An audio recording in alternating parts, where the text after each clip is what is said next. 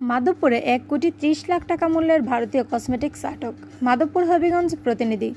হবিগঞ্জের মাধবপুরে মুক্তিযোদ্ধা চত্বর এলাকা থেকে border guard of Bangladesh BGB 1,30,840 টাকা মূল্যের ভারতীয় কসমেটিক্স আটক করেছে।